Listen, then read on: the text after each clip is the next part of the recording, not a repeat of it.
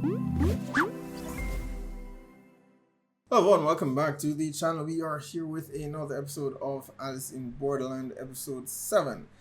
Last time on Alice in Borderland, 10 of Hearts, and this is going to be an interesting game. Before we get into that though, the military has now taken over the beach. The Hatter is dead, and Kuni is now the leader. However long that will last, because I'm expecting a full-on massacre here for this game. So he may not even be in power that much. Not sure how the hell we're gonna even be able to solve that witch hunt. There's 2 hours on the clock, but it's got to be at least 100, if not 200 people on the beach, and people can lie and say there were places that they weren't, and so on. So that's definitely not the way to go. I'm sure someone will suggest a full-on bloodbath, but that will solve nothing. If anything, that would result in everyone dying anyway. The easiest way is most likely to examine the body and try to figure out if there are any clues or something that could hint at who the witch actually is. Arisu is of course tied up, and in an area that I don't think Usagi knows where he is, but I think he would have been on the same floor that she was on, but she left in a hurry because of creepy Niragi, his name is. But that may be the best place for Arisu. If we've learned nothing so far in our last Hearts game, is that he wears his emotions on his sleeves, and it's not good for a Hearts game to do that. So even though he's a very intelligent guy, he makes bad decisions based on emotions. So this may be the best place for him for the moment until something gets sorted downstairs. I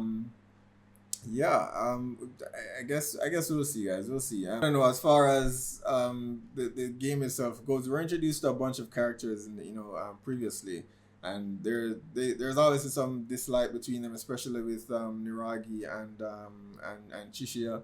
So this entire battleground may just be an opportunity for all of that to be hashed out. The problem with the executives, the ones that were removed from power, basically are forced to vote for Aguni. None of them are combatants, really.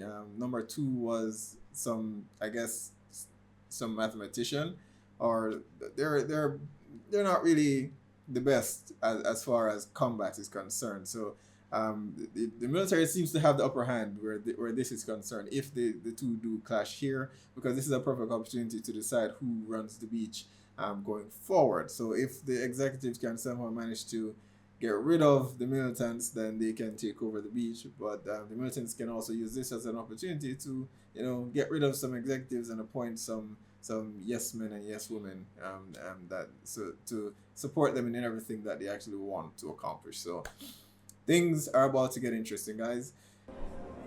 Who the hell set up all these fires outside unnoticed?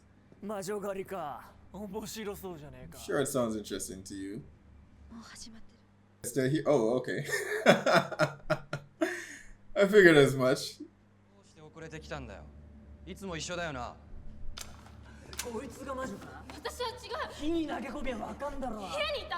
Yeah, they're just gonna be pointing fingers at each other at this point. I mean, if you kill her and it doesn't work, then you point finger at the next person and it goes on and on.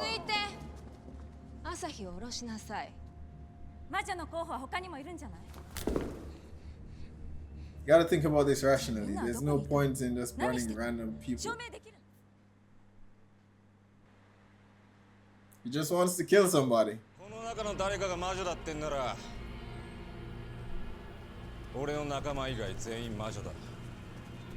Other than the military. Of course.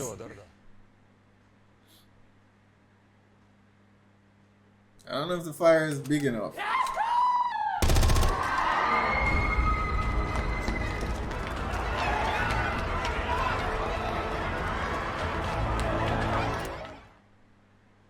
Oh, they got out of there quickly. Yeah, these guys are all useless. I mean, the military guys. I mean, I always have this issue whenever I see some depiction of this badass leader telling all his underlings to go and kill everyone else. and then likely kill themselves later on. I would just kill him right there. Why am I gonna do what he says at this point? The game is on. Although this is a hard scheme though, which tells me that it has to be something personal, so it can't be a random killing. But no one seems to be thinking about the type of game it is. They're shooting random ass people. It's a hard game. Think, guys. Newbie. 何か手伝わせてくれ。俺はあんたとアリスさんに助けてもらったことがある。 Okay. It's nice of him. Who's the other guy? Shirtless.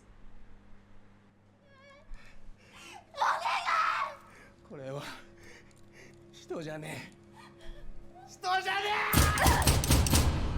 When the chips are down, these civilized people, they'll eat each other.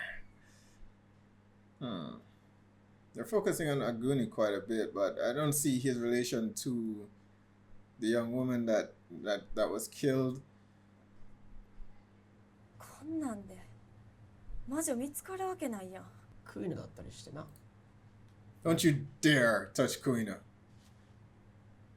あんただって。 Exactly. But doubtful. I'm interested to know why these two are working together as well.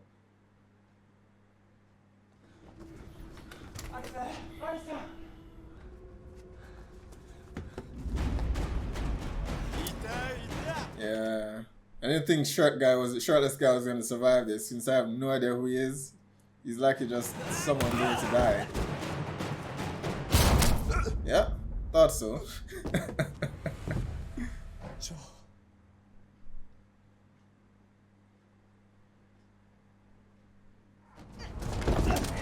This chick is the worst. I think she was even there holding what's her name?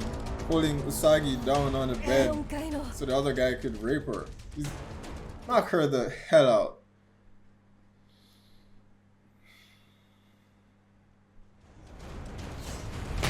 Yeah.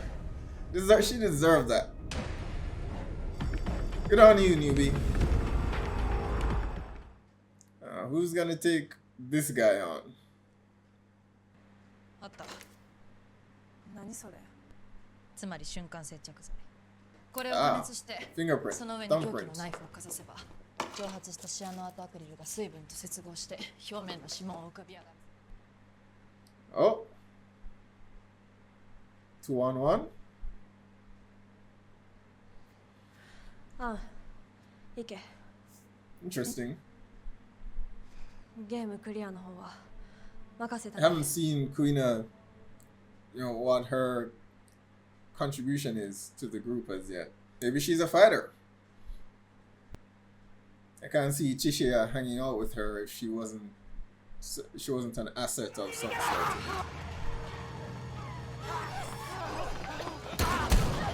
Oh, not that way. Yeah, there's a hell of a lot of you. Charge them.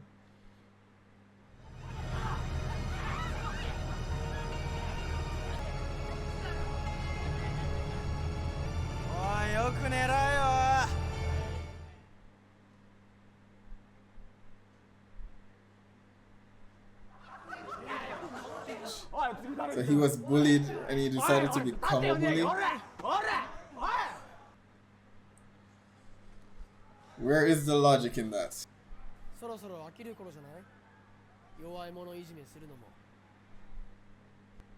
He's brave. Has no weapons. See what he can do.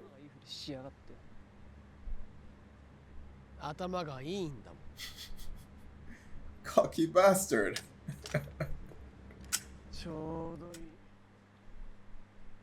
Alright. 1-on-1. Come on, Kuina.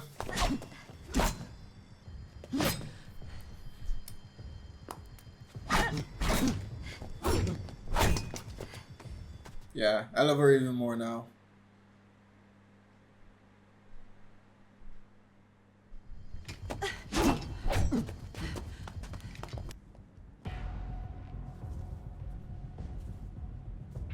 I mean, even if she gets a thumbprint from the knife, she'll have to check every single person that's still around.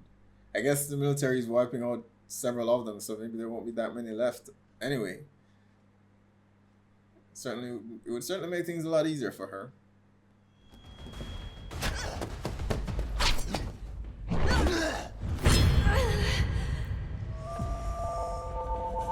Up the leg.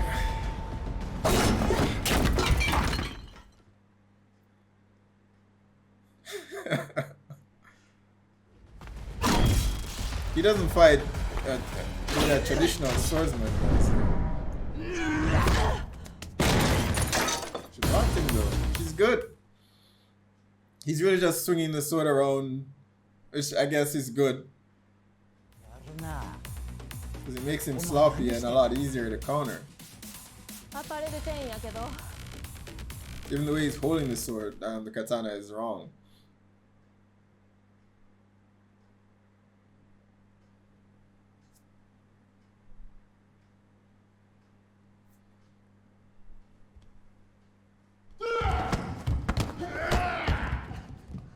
This is Kuina? Or is it bald guy?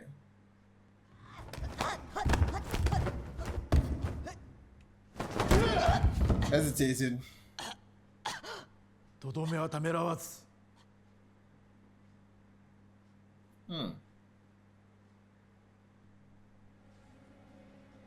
Oh, it is Kuina.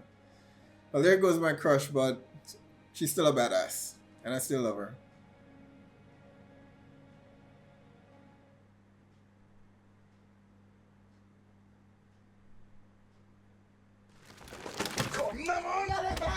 Yeah. That is one of those macho guys that, you know, my son can't be wearing that stuff in my house.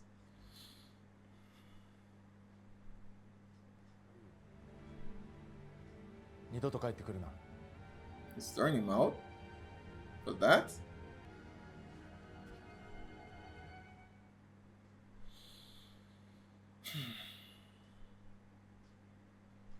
Be better parents than your parents were.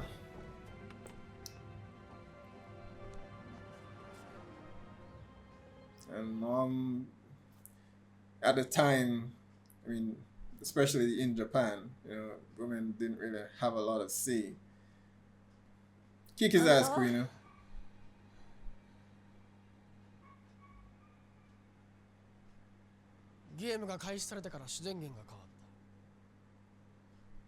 Or they were always there to begin with. Maybe someone that did. There's so many people at the beach. 魔女が俺だって話なら悪いけど違うぜ。主電源の管理等の情報を知っているのは幹部クラスの人間たち。I think Nagiri is just a psychotic killer. I don't think he's smart enough to pick up on that. なんだよそれ。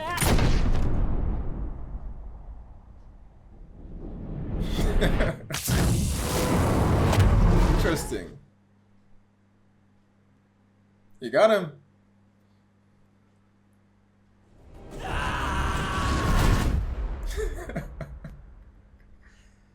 So I guess from all the Chisha is intelligent, but he's not a brawler. At least I'm assuming. We haven't seen him so far, so he could be, but perhaps that's why he keeps Kuina around. You know, she's the fighter and he's the brain.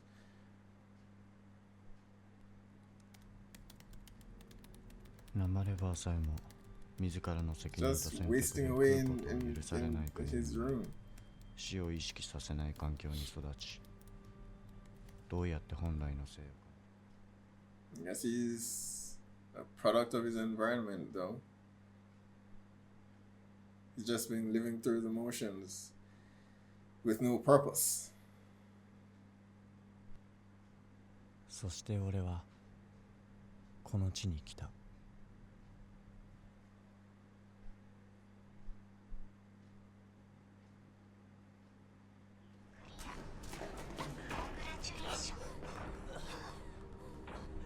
That feeling of being alive. after his first game. Well, that explains why he holds the katana the way he does. You know, not in a formal way, no formal stance. He's just someone who's probably picked up skills along the way, and he just used the sword as basically just a melee weapon, but that's it. He's not so much a swordsman as just someone with a sword. Yeah, he's insane. 俺に過去などない。 I love what they did with the lights here in this scene. でうちとあんたが似とる気しとったんか。俺とお前が She did mention something about her mom though. うちらは互いに過去を嫌う。 That she's not completely like him, and yeah, she still has something to get back home to. 生きるためにもう一回過去と向き合う。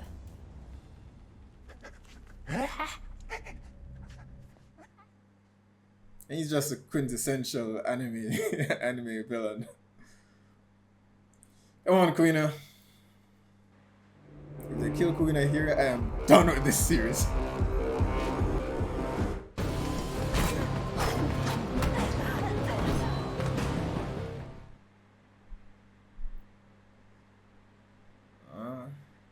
He nicked her. His long ass arms.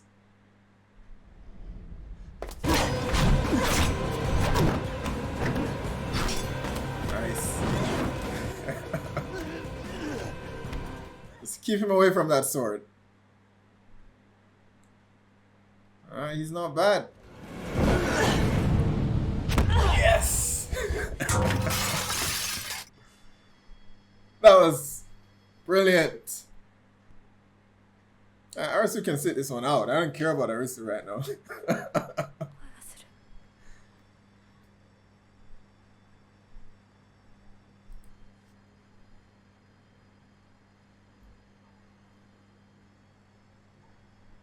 Found him.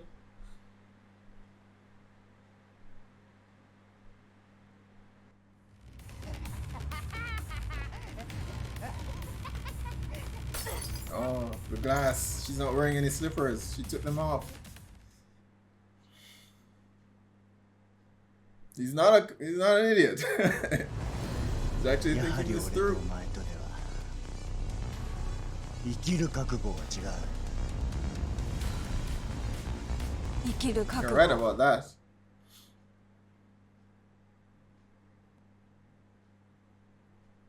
Oh. And she went back to see her mom after her change.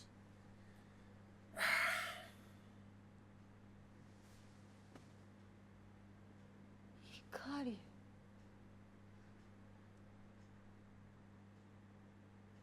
I don't know what happened to the dad.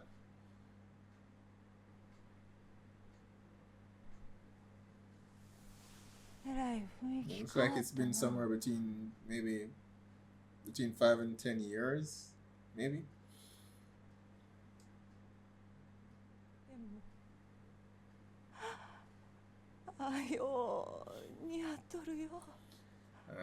Her mom still loves her.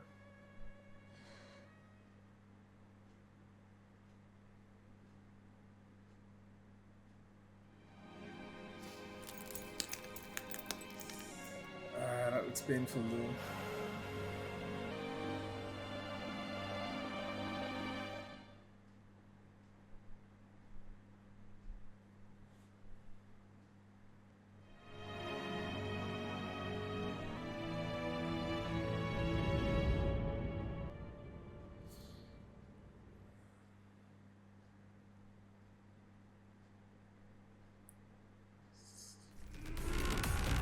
I love the music that comes back on.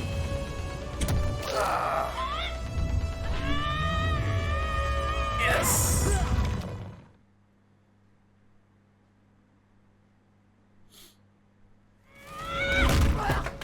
No hesitation this time.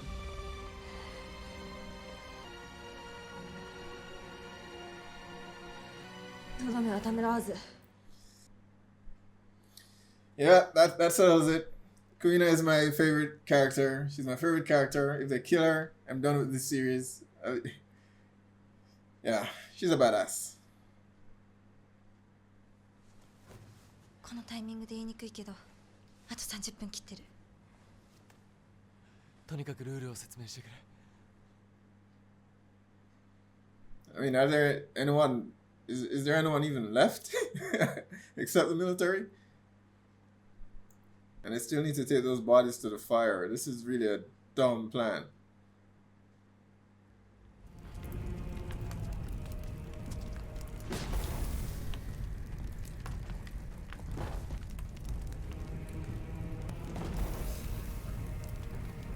Man, I don't care if I'm gonna die. There's no way he's gonna be. There's no way I'm letting him live. He's just standing there like a block of granite, while everyone else is dying. 歌舞伎町最高のホストの最後が帽子屋とはな。親父の英語には逆らえねえよ。After the beach closed down, he went to selling hats. Hat Danma. 昔なじみのダチはお前だけになっちまったか。長生きしろ。Didn't seem too friendly at the beach. So what happened between the two? I suspected he's the one that probably killed the Hatter for a bit now, but how'd they get there? なんでこのタイミングを主催者が使ったのか。なんで帽子屋の死を待ってこのゲームを始めたのか。 So it is related to Hatter somehow. 分かった。Looks like Anne figured something out. Oh, man. Really? Still going. アリス。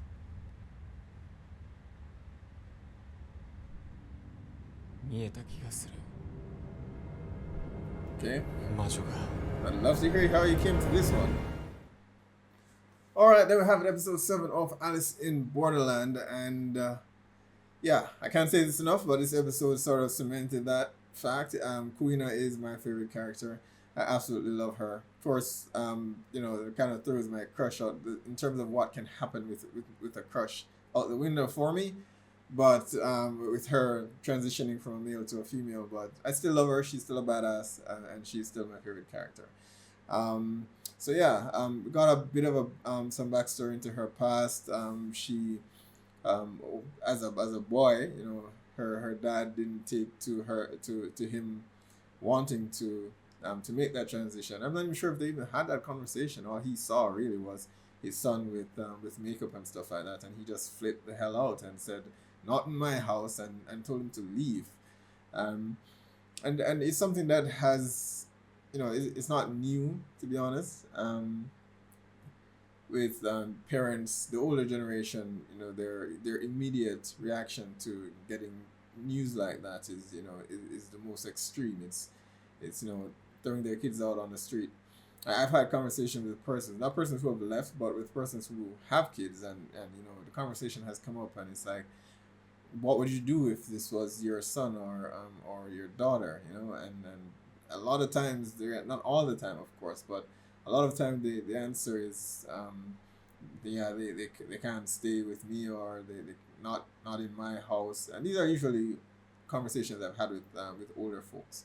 Right? I don't have any kids myself, but I mean, if I do at some point, and you know, that does happen, that certainly would not be my first reaction to tell my child to leave. So I don't know, I guess, look, we have to be better than the previous generation in so many ways. This is just one of those instances that, you know, we have to be the better. So yeah, that was a really interesting and touching backstory for Kuni. It's good to see that her mom was still very much accepting of her. I mean, there are two sides as far as where her mom is concerned, because in my mind I want to say, why didn't she come to her son's defense initially?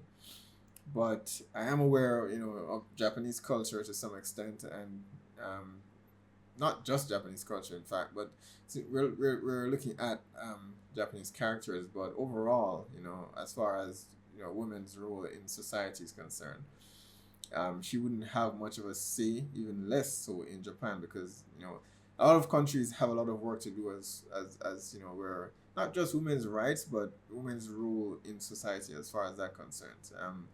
Where she's not allowed to speak out to her husband or even give her opinion.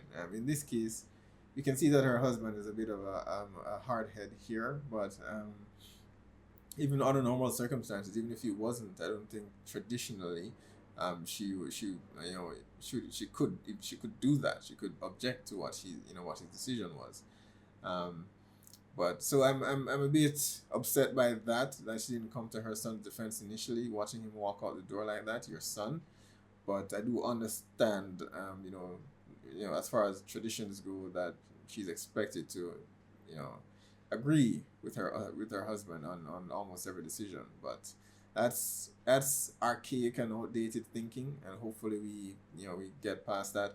I'm glad to see that Kuni reconciled with her mom later on. And I from what she said in the previous episode, she's been taking care of her mom. What we saw in this episode was her finding her again for the first time.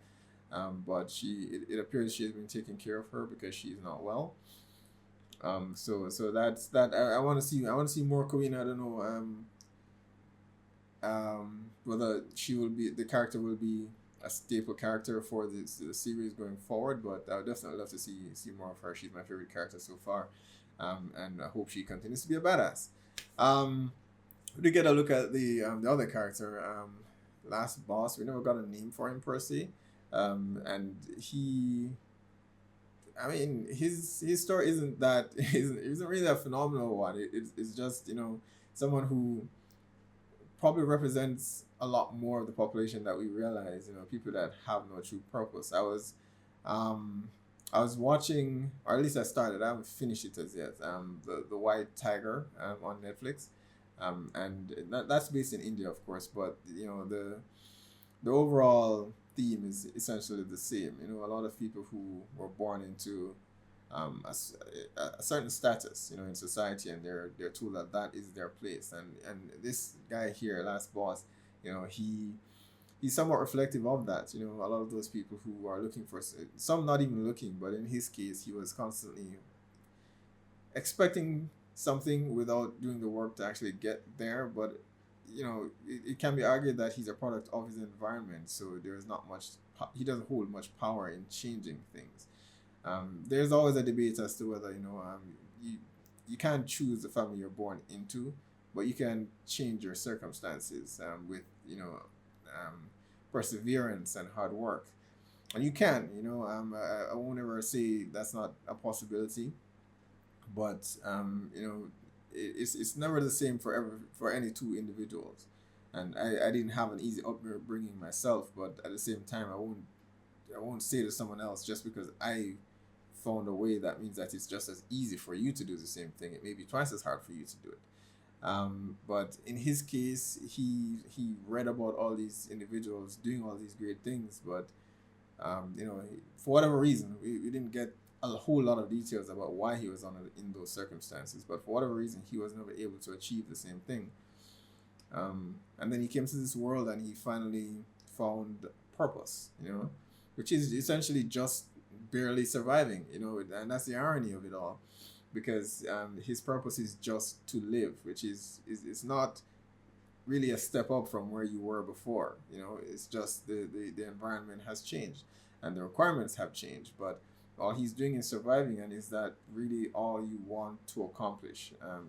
That's all. Is that really your goal in life, just to survive?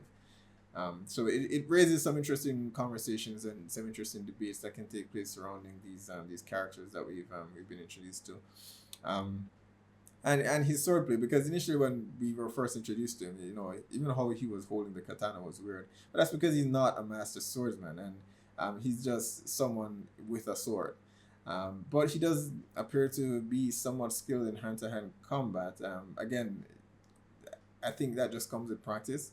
But it kind of helps to note how, I wouldn't say easy Kuna took him down, because it wasn't easy by any measure, but she had the upper hand because she's a skilled a skilled fighter, and he's someone who has just picked up some skills along the way. So that was, and in their fight, the entire fight was just phenomenal. The lighting in the scene, the quiet moments, and then we jump from that to the to the music. It was a fantastic fight, and well choreographed as well. So that was fantastic, man. I know a lot happened in the in the episode, but that was just my favorite part. It blew me away. So I was just thoroughly impressed by how well they did it. Just the fighting with the character's backstory in the backdrop, it was just really well shot and really well done. And hopefully, I mean, last boss, I don't think he's dead, so we may see him again in the future. I don't care about him, but I definitely want to see more Kuina. As for the rest, we had a matchup versus Chishiya and Niragi, and they're disliked for each other, although we don't know why they actually, why they don't like each other. It's just a matter of, I think, where where they may have come from. You get the impression that Chishiya came from an upstanding elite family, and he doesn't hide that fact. He's very cocky in the way he says things, and he's one of those guys who always believes he's the smartest person in the room. And Niragi, we didn't see Chishiya's past life, but we did see Niragi's past life, and I mean, for Niragi, he was bullied. Interestingly, bullied, but I don't think being bullied is ever an excuse to become a bully yourself. So I don't subscribe to that. So he was bullied as a kid. He decided, okay, the best way to not be bullied is become a bully yourself, and it's sad. It's a sad cycle, but one, unfortunately, is not uncommon. So I mean, it speaks to why Chishiya he and Chishiya never get along, because it may be that Niragi himself came from a poorer family, and he immediately sees or thinks Chishiya is looking down on him, and you definitely get that impression from Chishiya a lot of time. Right? I often wondered why he actually teamed up with Kuina. And I mean, I guess this episode sort of gives you an answer. I suspect it may be because he's not a fighter per se. He's intelligent. You've seen him construct these devices so far. He used one against the tagger in one of the previous episodes, and he made something else here in his fight with Niragi, a flamethrower. So he's clearly very intelligent. So I don't love the character, but I respect how intelligent he is and the moves that he makes. As opposed to a lot of the mistakes that Arisu ends up making.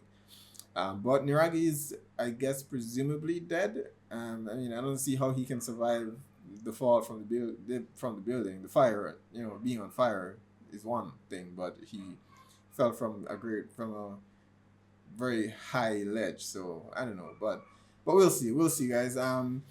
And as for solving the 10 of Hearts, that's easier said than done. There's still a lot of people, and I think Anne figured something out, but we didn't get that information because someone knocked her the hell out. And Arisu says he's figured out who the witch is, but I don't know how he would have come to that conclusion since he's been out of the picture this entire time.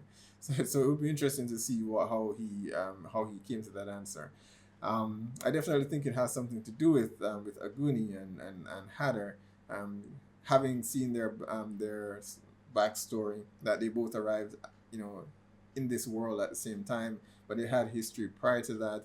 I suppose Aguni was one of the guys working with him at his club, the beach, the one from the actual world. And he came here with him, and something changed between the two, because there's a lot of animosity here and now, but they seem to have been good friends in the past. But how does that tie into this girl that's not dead? That much is pretty much unclear. So we'll see. Hopefully, and is able to share that information with Arisu, assuming he hasn't figured it out. But I don't think if she doesn't, no, I think what she intended to do initially was to test everyone's fingerprints against the prints that she found on the knife, but that would take too long, and they do not have that much time. The militants have been wiping people out, but there's still got to be a huge amount of people. And odds are the witch whoever the witch may be, it's not likely someone who's running around the place. There's probably someone trying not to be found. So matching prints may not do you much good if the witch isn't present to do it. So this is definitely a tricky one, guys. It's definitely a tricky one. But that was a fantastic episode. Definitely one of my favorite episodes, if not my favorite episode for this entire season so far. If only because of that fight and with Kawina and Last Boss. That was just excellent. I don't think there's any way to top that with only one more episode to go. So this is definitely my favorite episode of the season. And hopefully we'll get more of that in the future. So be sure to post down below, guys. Let me know what your thoughts are on this episode. Usually I try to figure out some way to solve the game. But we'll wait until Arisu has actually solved it himself, and then we can theorize at the end of the season in episode 8 as to how they could have actually solved this game a lot easier. So post down below, guys. Let me know what your thoughts are. Be sure to hit like and subscribe, and I will see you guys for the finale.